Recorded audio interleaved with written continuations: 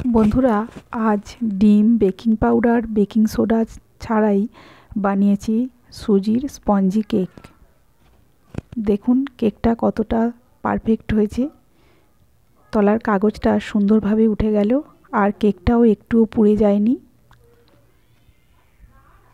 আমি কিছুটা কেটে দেখিয়েও দিচ্ছি। দেখুন কতটা সুন্দর হয়েছে। এগুলো খেতেও কিন্তু অসম্ভব মজার হয়েছিল।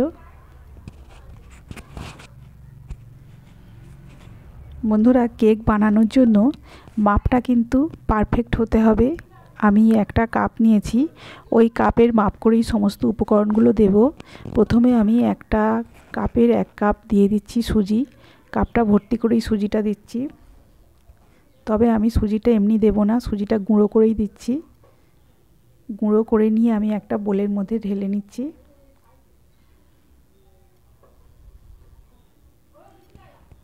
ওই একই কাপের মাপ করে আমি 1 কাপ দিয়ে দিচ্ছি চিনি। চিনিটাও আমি গুঁড়ো করেই দেব। গুঁড়ো করে চিনিটা দিয়ে দিলে তাহলে মেশাতে সুবিধা হবে আর তাড়াতাড়ি হয়ে যাবে ব্যাটারটা তৈরি।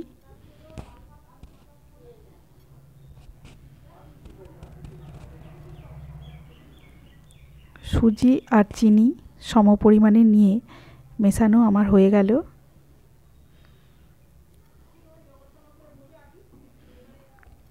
এখন আমি ওই একই কাপের মাপ করে আমি দিয়ে দিচ্ছি 1/2 কাপ ময়দা। আপনারা ময়দার বদলে আটাও দিতে পারেন। যতটা সুজি নিয়েছি তার অর্ধেকটা আমি নিয়েছি ময়দা। উপকরণগুলো আমি এখন একটা চামচের সাহায্যে একটু মিশিয়ে নিচ্ছি। ওই একই কাপের মাপ করে আমি দিয়ে দিচ্ছি 1/2 কাপ সাদা তেল।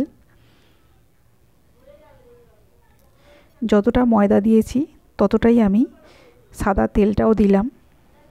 দিয়ে আমি মিশিয়ে নিচ্ছি হাতের সাহায্যে সুন্দরভাবে। এবার মিশিয়ে নিচ্ছি। দেখুন মেশানোটা যেন খুব ভালো হয়। একই কাপের মাপ করে আমি 1 কাপ দিয়েছি নর্মাল টেম্পারেচারে থাকা লিকুইড দুধ। পুরো দুধটা ঢেলে দিয়ে আমি ভালো করে হাতের সাহায্যে মিশিয়ে নিচ্ছি, যাতে করে একটুও লাম্পস না থাকে। বন্ধুরা, মাপগুলো ঠিক মতো নিলে কিন্তু কেকটা পারফেক্ট হবে।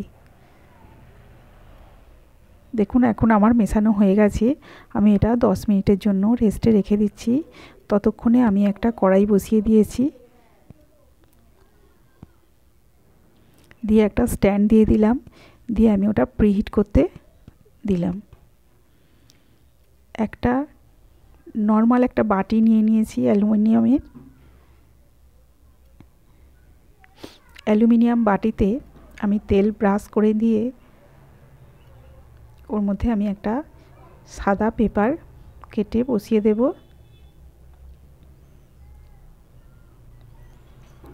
10 মিনিট হয়ে গেছে।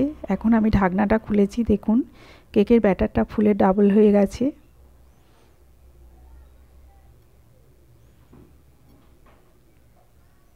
এক প্যাকেট ইনো নিয়েছি আমি। ইনোটা কেটে ওর সাথে মিশিয়ে দেব।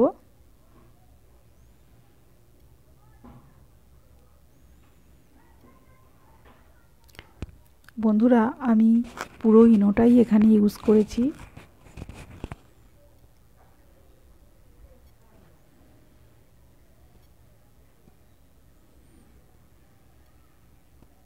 ওর সঙ্গে একটু দুধ দিয়ে দিলাম। দিয়ে আমি ওটা মিশিয়ে নিচ্ছি।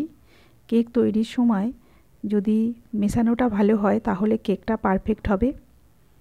হাতে সময় নিয়ে একটু মিশিয়ে নিতে হবে। খুব বেশি মেশাবো না। এখন আমি যে বাটির মধ্যে কেকটা তৈরি করব তার মধ্যে ঢেলে দিচ্ছি ব্যাটারটা।